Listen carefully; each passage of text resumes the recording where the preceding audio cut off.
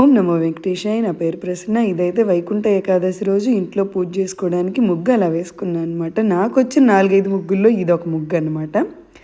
అయితే ఇంట్లో ఇలా పూజ చేసుకున్న తర్వాత సింపుల్గానే టెంపుల్కి వెళ్ళిపోయానమాట.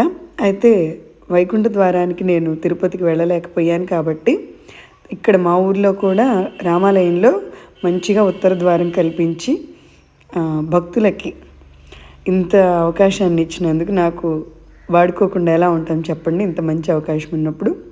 ఇదే ఆ టెంపుల్ అనమాట. ఇది రామాలయము. రాముల వారు ఎంత చక్కగా ఉంటారంటే ఈ టెంపుల్లో కళగా ఉంటారనమాట. అందుకే నేను ఈ టెంపుల్కి ఈరోజు లాస్ట్ ఇయర్ కూడా ఈ టెంపుల్కే వచ్చాను. మీరు కూడా చూసి మరి ఆయన బ్లెస్సింగ్స్ తీసుకోండి.